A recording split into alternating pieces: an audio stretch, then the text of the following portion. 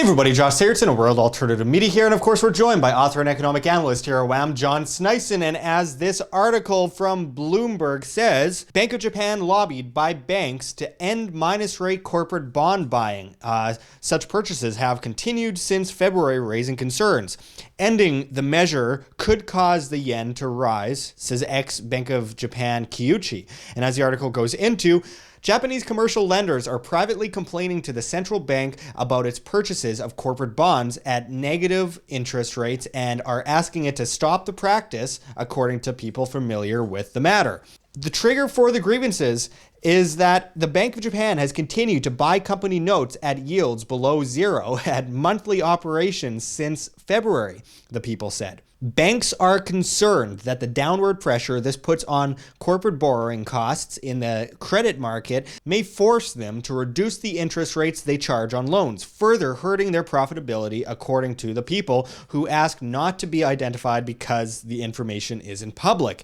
The bank's pleas present a dilemma. While the Bank of Japan's program to hold 3.2 trillion yen, $29 billion, of company notes makes up only a small part of its super easy monetary framework, retreating could spark speculation among investors that the central bank is starting to move away from 5 years of radical easing and possibly destabilize financial markets. So this is the usual craziness coming from the Bank of Japan. John, can you go into what's going on here? I think the Bank of Japan has gone kamikaze on the whole economy, and that's what they literally have done. They completely destroyed the whole economy, Josh. I'm sure the Japanese will love that joke as much as Canadians love hearing "a" every time they talk to someone. Of course, but to say another thing, what they're doing is they're sneaking around like little ninjas, the Bank of Japan, buying up everything around in the economy. And if you take a look at some of the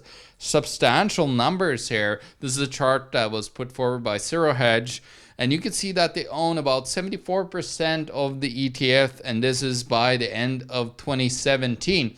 That is just insane. That should tell you that this is the platform that most of the banks are looking at.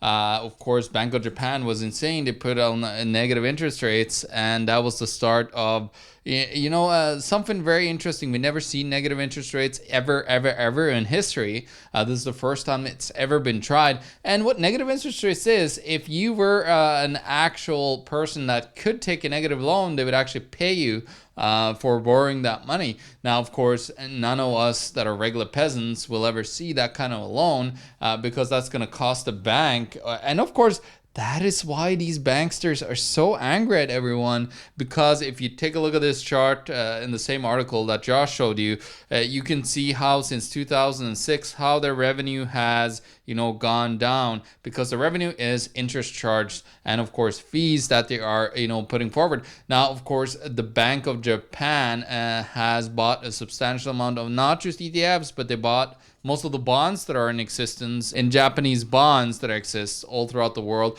They have, a substantial amount of bonds as well. And of course, most of the Japanese bonds, except for the 30, I believe, and maybe one more, is negative yielding. So who wants to buy an investment where you actually make less money when the term comes up and you get paid less back than you actually invested? It's a complete insane thought pattern of thinking that would make sense. I'm gonna go through quickly a couple of charts here, and this chart is showing how much how much bonds and how much debt that Japan has gotten into to try to bail out the economy, because they're struggling because everybody else is in the currency war. So Japan has tried to print substantial amounts of yen in order to put a downward pressure on their yen. So that's Japan general government gross debt to GDP that you're looking at there. Yeah, exactly. And this is just insane. You can see it's 253. It's by far none is even close to Japan when it comes to government debt to GDP.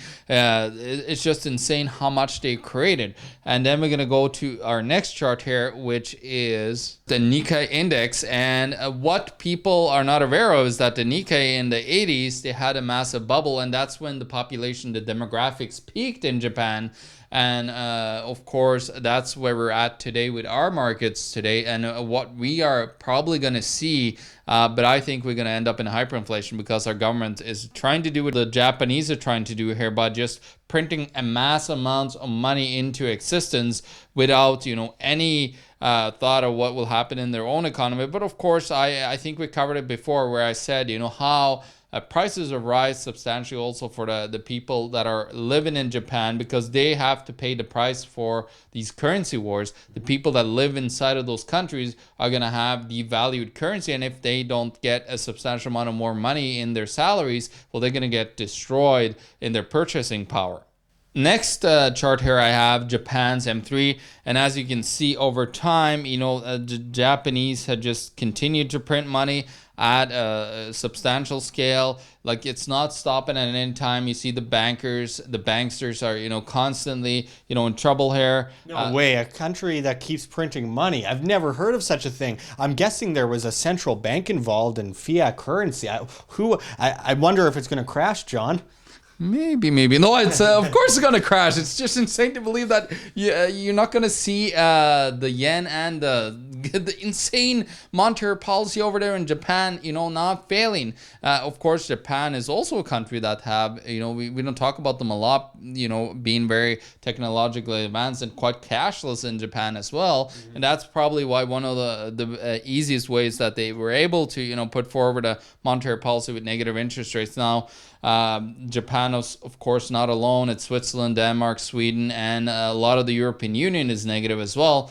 It's just insane. But what is the most hilarious is, of course, the title that we started with, that the banksters are getting angry. They're trying to lobby, the Bank of Japan because they're losing revenue, because the Bank of Japan is trying to prop up and save a failing currency. And then, of course, that is destroying their banksters' revenue because they're trying to do this. And it's really hilarious. And it's actually quite amusing and fun to watch how these banksters all around the world are just crazy because, we need to have massive hikes in interest rates in order to save the banksters from their ultimate demise. Because what they've done is just printed so much money, so much debt, and everybody's indebted, and there's nobody more to print money and debt. So the interest that is still, existing on top of that money is not going to be able to get paid by in more people getting shoved into the Ponzi scheme. So it's the death of the economy. And that's what we're seeing all over the world. Well, maybe they can just do what every other country is and just pay off the interest on the debt and just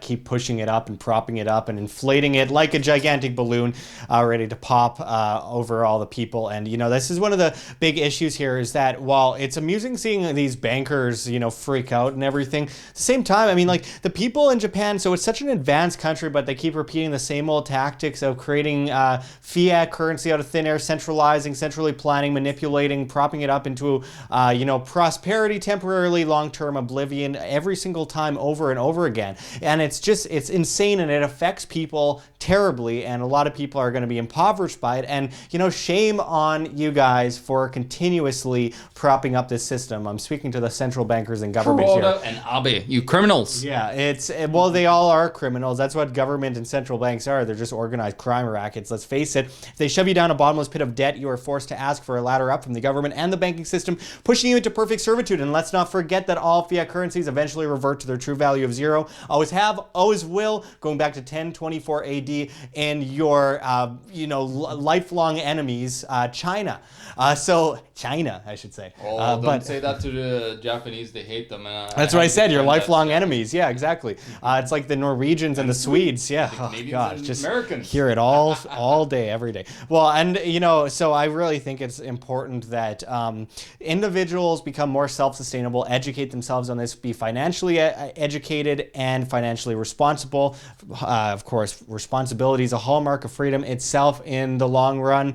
And not be so subservient to this organized crime racket. Break free from that subservience. Very much are. Many are. Yes, it's a problem. It's a cultural issue, and I think people need to understand that they are better than the government. The greatest form of honor comes from yourself and what you achieve in life, and break free from the stigma of bowing down to the state, because the state wants what's best for them, not for you, and what's best for them is for you to be independent to them and be in servitude and be on your knees. And folks, that is not freedom. That is not a life worth living. You need to break free from that, because humanity, life is too short to spend all your time bowing down to a giant order that we call the state and the central banking system. So finishing it off, looking at things that have historically been great for people: food, water, shelter, self-defense. You're not gathering things for the toughest guy on the block. And of course, gold and silver, in my opinion, not investment advice. It is, of course, wealth insurance, not an investment anyway.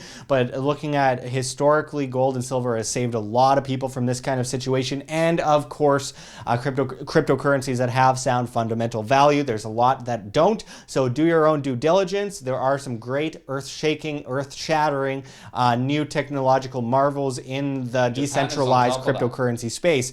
Absolutely, there are a lot of people in Japan getting involved, as well as South Korea, China, and all around Asia. It's really growing fast, but of course governments are doing whatever they can to stop it and push into their centrally planned cashless system, which is totally different and horrible and enslaves people to the central banking system, the banks, and the government. So steer clear of that, decentralize everything, rule yourselves. John, bottom line? Bottom line is that we are we're foreseeing a big collapse in Japan's economy, because how can you sustain that mass amounts of debt that we saw in these numbers? It's just ridiculous, Josh, and it will fail. It's no doubt about it. And it's time for the people to stand up and tell their idiotic kamikaze government to stop destroying their living standards. It's not enough that you get hit by one of the worst earthquakes in the world, while you have the second aftershock being a monetary earthquake that nobody has really ever seen in history, with all this money getting printed out of thin air. Yeah, don't think that, life is totally free because you get mostly left alone, except for when they extort you for half your money and taxes, etc. Think about it as from the perspective of, a cow on a farm or a cattle on a farm eating the grass, thinking everything's great because you got grass to eat, but you're surrounded by a cage. And in the end, you will be led off to the slaughter with a smile on your face, and that apathy will beget enslavement. So I think it's really important that people break free from that. And of course, the fundamentals are off the table due to the level of manipulation in the monetary system as well as in the market. So you cannot put a date on the crash. You just know it's going to happen. Anyone that tells you that it's going to happen on a certain day, they're lying to you. Seriously, it's going to happen eventually. It has to happen. It's inevitable. It always has happened. So therefore, it's better that you are overprepared than underprepared. That is, in the end, what people need to understand when they're going into such a huge storm as is the massive fiat crash worldwide that we are all heading into. So decentralize yourself and rule yourself. Thanks for going into this with us, John. And until next time, this is Josh Sigurdson and John Sneisen signing out from World Alternative Media. Find the truth, be the change. Like what you see here, OM? Don't forget to check the links below. GoFundMe, Patreon. We can't do it without you. Any donation is very much appreciated, especially as we are so overwhelmingly demonetized by YouTube as they bring in the ADL to flag all of our content as hate speech. Also check our Bitcoin address in the description as well as on the screen for you to scan if you please. And also check us out at Steemit at Josh Sigurdson, the future of social media, where you get paid in the upvote of your post in cryptocurrency, Steem that is. So don't forget to check us out there and find us at Anarchapulco 2019. I know it's early, but this is such an exciting event coming up with Ron Paul, Judge Napolitano, David Icke, Larkin Rose, Jeff Berwick, all the usual characters, and it's going to be amazing. So we hope to see you there. Make sure to check the link for Anarchapulco below and use promo code WHAM to save as much as 15% on your tickets. We hope to see you there. But until next time, this is Josh Sigurdson signing out from World Alternative Media. Find the truth, be the change.